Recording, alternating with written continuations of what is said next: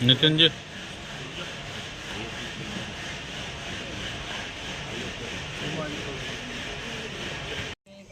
बात कहना चाहूँगी। सत्य कभी दावा नहीं करता कि मैं सत्य हूँ, लेकिन झूठ हमेशा दावा करता है कि मैं ही सत्य हूँ।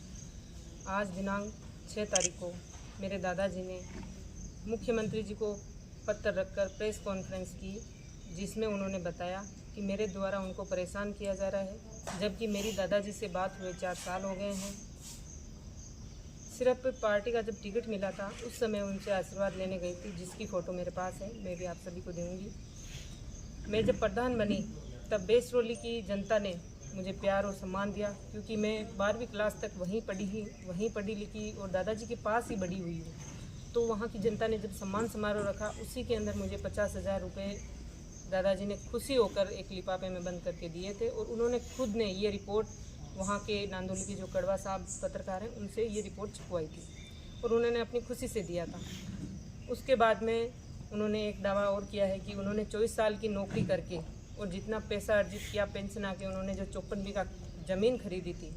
मैं उसी बात पर एक बात कहना चाहूँगी कि उसी मेरी फैमिली है जो जॉइंट फैमिली है, मेरे दादाजी, चाचा जी, मेरे पापा, सब हम साथ रहते हैं और हमारा राशन कार्ड भी अभी एक ही है, सामूहिक फैमिली है। तो उन्होंने जब ये ज़मीन ली थी तो उसमें चाचा जी ने भी पैसे लगाए थे, पिताजी ने भी पैसे लगाए थे। उसका सबूत मेरे पिताजी के पास है और घर में बड़े होने के नाते वो ज़मीन की रजिस्ट्री मेरे दादाजी के नाम ही करवाई गई थी। उसके बाद में उन्होंने बात कही कि उसके अंदर हम लोग उनको परेशान कर रहे हैं, तो मैंने कभी भी ये दावा नहीं किया कि मुझे कोई उनमें से कुछ चाहिए। उनमें यह भी कहा गया है कि 51 लाख रुपए की आपकी तरफ से डिमांड की जा रही है। ऐसी कोई डिमांड मेरी तरफ से की नहीं गई है। आप वो जो ये बातें कर रहे हैं कि उनको परेशान किया जा रहा है, उनको डराया धमकाया जा रहा है, आप मेरी फ़ोन रिकॉर्ड कॉल डिटेल निकाल के देख लीजिए। मेरी दादाजी से 4 साल पहले तक भी बात नहीं हो रही है।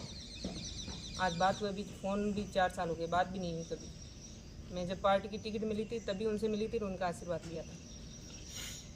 और मेरे दादाजी के 2 पुत्र हैं, जिनमें से बड़े पुत्र मेरे पिताजी राजपाल सिंह रेवार और चाचा जी हैं, जो दोनों अभी बीएसएफ में, चाचा जी बीएसएफ में हैं, पापा जी भी आर्मी से रिटायर्ड हैं। उन्होंने आज तक सामूहिक ही काम किया है, ना कि अलग है। तो उसमें से ये तो सभी समाजों का मानना है कि पिताजी की जो ज़मीन जायदाद होती है उसमें बच्चे का आधा आधा हिस्सा होता है। लेकिन मेरे दादाजी ने जो हमारी जो संपत्ति थी, जो उन्होंने बताया कि 54 बीघा, वो दादाजी की संपत्ति थी, सामूहिक संपत्ति थी। उसमें से उन्होंने चाचा जी के 2 ही लड़के और उन दोनों के नाम करवा दी। और उन्होंने ये बात बताया कि उनको अकेला छोड़ दिया गया। ये बहुत ही गलत बात है। मेरी मम्मी वहाँ मेरी दादी के एक्सपायर होने के बाद में वहीं रही थी।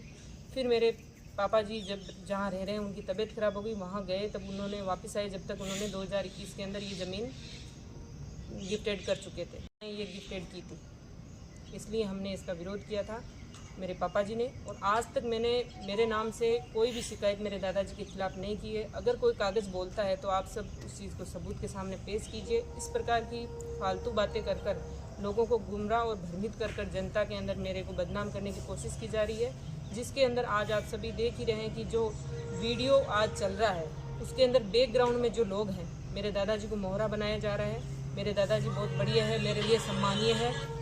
वो आज इस प्रकार से मेरे को बदनाम करने की कोशिश दादाजी के थ्रू करवा रहे हैं, क्योंकि दादाजी के पास मैंने 12th क्लास तक पढ़ाई करी है। दादाजी मेरे बिना खाना नहीं खाते थे। जब मैं सब्जी नहीं खाया करती थी तो वो मेरे को गुड़ के साथ रोटी खाने की सलाह दिया करते थे। मैं नहीं मानती कि दादाजी इस प्रकार मेरे ऊपर आक्षेप लगा सकते हैं। उनको किसी ने भ्रमित किया है, उनका माइंड सेट किया गया है और माइंड सेट करने वाले लोग वीडियो में पीछे खड़े हैं। अभी पूर्व में भी ऐसे कुछ कार्य आए थे, लेकिन हम एक पारिवारिक विवाद को सामने नहीं लाना चाहते थे। आजकल ये तो आम बात होगी कि पारिवारिक विवाद हर सिचुएशन में सबके घर में होता है, लेकिन 4 साल आज इस मैटर को हो गए। हमने कभी भी ऐसा कोई कोशिश करी नहीं थी, लेकिन अब जब ये मामला इतना सामने आ ही गया तो मैं बता दूं कि अभी मौजूदा विधायक जिनके बेटे आज वीडियो में पीछे दिख रहे हैं, और मेरे चाची के भाई चंद्रवीर जी रांडा और मेरे भाई जो जिनके नाम ये ज़मीन हुई है, वो सब उनके साथ ही खड़े थे। तो इसके अंदर मैं ये सोचती हूँ ये एक राजनीतिक साजिश है, जिसमें मुझे बदनाम करने की कोशिश की जा रही है। सामने आ रहे पंचायती राज चुनाव और राजनीतिक कार्यों को देखते हुए ये सब एक साजिश के तहत किया जा रहा है। और एक बात और इसमें कही गई है कि मेरे ससुर जी ने उनसे पैसे मांगे, उस पैसे की वजह से मेरी दादी माँ का हार्ट अटैक से दौरा हो गया। तो मैं इसका खंडन इसलिए कर रही हूँ कि जब मेरी दादी एक्सपायर हुए थे तब मैं मेरे पिताजी के पास गई हुई थी अजमेर बांदर सिंदरी, और वहाँ हमें किसी ने सूचना नहीं दी कि आपकी दादी का निधन हो गया है। तो जो गांव में पड़ोसी इकट्ठे हुए रात को, उनमें से किसी ने कॉल करके बताया कि आपकी माँ नहीं रही है। तो हम रात को वहाँ से भाग के आए। दादाजी ने, चाचा जी के बच्चों ने, किसी ने हमें ये नहीं बताया। अब उनकी मौत हुई कैसे, ये भी हमारे लिए एक राज की कहानी है। उसको याद कर हमें आज भी इस चीज़ का पछतावा है कि हमारी दादी जब एक्सपायर हुई हम उनके पास नहीं रहे, और ये एक राज ही बना हुआ है अभी तक। बात कर रहे हैं, ये रहा सवाल जमीन कुर्क का, तो ये जमीन कुर्क का मामला जो है 2021 से चल रहा है, इनके आज का नहीं है, 2021 है। और अगर इसको आज कुर्क कराता तो मैं तो आज दिन तक एमएलए भी रहा हूँ, आगे प्रधान भी रहा हूँ, लगातार इतने 35 साल से लगातार राजनीति के अंदर हूँ।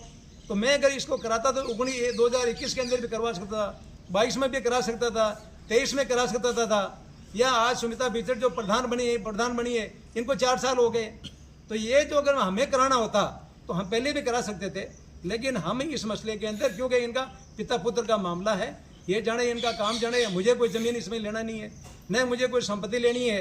और मैंने तो जब इनके प्रधान जी के चाचे के लड़के की शादी थी, वो चाचा खुद आए थे इनको लेने के लिए सेम डे, कैसा आप हमारी शादी में चलो। इन्होंने कहा कि मैं आज कैसे चलूँ, मैं आज सेम डे, और मेरे पिताजी को आपने याद ही नहीं किया तो मैं कैसे चलूँ।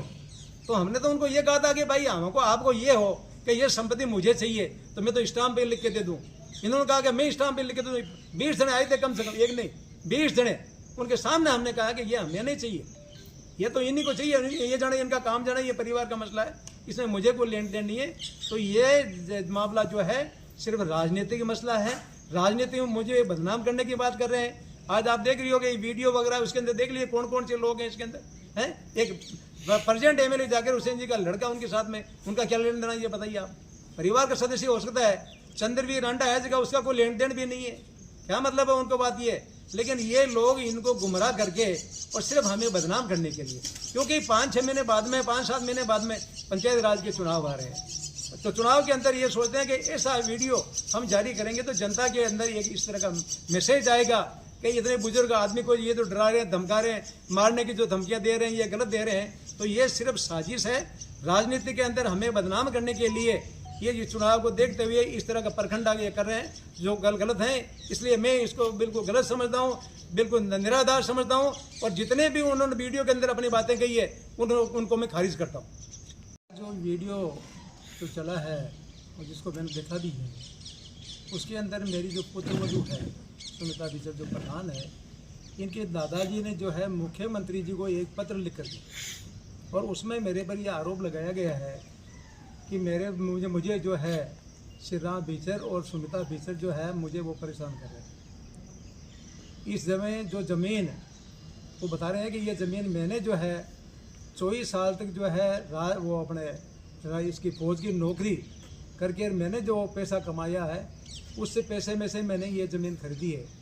जबकि हकीकत ये है कि किसी भी पिता के पुत्र जब नौकरी लगते हैं तो वो जो है पुत्र जो है अपने पिता को जो है अपने जो भी कमाई के जो पैसे तनख्वाह के पैसे आते हैं वो अपने पिताजी को देते हैं। चाहे 10-5 साल बाद के अंदर तो चाहे वो बच्चे उनको पैसा देवे या नहीं देवे, लेकिन सर्विस लगते ही जो है अपने पुत्र जो है पिताजी को पैसा देते हैं। लेकिन आज वो कहते हैं कि मैंने ये ज़मीन जो है मुझे जो वो फौज की नौकरी से जो मुझे पैसा मिला उससे मैंने जो खरीदी है, ये बिल्कुल तथ्य गलत है। जो भी संपत्ति पिता की होती है उसके अंदर उनके जो इतने पुत्र या पुत्रियां होती है उनमें सबका हिस्सा होता है, किसी एक का नहीं है।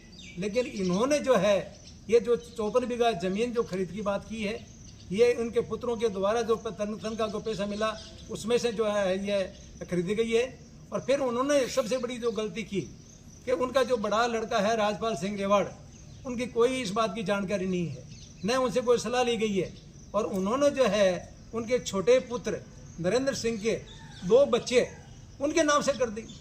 अगर वही करते हैं तो या तो अपने पुत्र के नाम करते, लेकिन उन्होंने जो है अपने बच्चे के 2 पुत्र है उनके नाम से जो ये ज़मीन कर दी। और ज़मीन करने के बाद के अंदर फिर उसके बाद के जो बड़ा पुत्र है, अब जब उनको जो कोई हिस्सा नहीं मिला तो ये हकीकत सही है कि जो भी परिवार के अंदर जो होता है अगर उसको अपना हिस्सा नहीं मिलता तो उसके बाद में जो भी उसमें कानूनी कार्रवाई या प्रक्रिया जो होती है वो अपनाते हैं। तो ये जो विवाद जो ज़मीन का है ये उनके पन्नाराम जी रिवार्ड और इनके जो राजपाल सिंह रिवार्ड है उनका मामला है अंदरूनी। मेरा इसमें कोई लेन देन नहीं है, वो जाने उनका काम जाने। अब वो आज बात करते हैं कि मुझे वो डरा रहे हैं, धमका रहे हैं। मेरे घर पे आए और मेरे घर पे आकर के उन्होंने 21 लाख रुपए मांगे। जब इनके पिता और पुत्र के जब विवाद हुआ उसके बाद के अंदर न तो मैं उनके आज तक घर पे गया और उनकी जो बेरसोली के अंदर दुकान है उस दुकान के सामने से मैं 2-4 दिन से हमेशा गाँव के अंदर जाता हूँ, निकलता हूँ, लेकिन मैंने कभी आज तक उनसे रामासामी भी नहीं की पाती है। तो ये जो मेरे पे जो आरोप लगा रहे हैं ये बिल्कुल निराधार है। मैं तो न तो उनके कभी घर पे गया न उनके दुकान पे गया। वो डराने धमकाने की जो बात कर रहे हैं वो बिल्कुल निराधार है।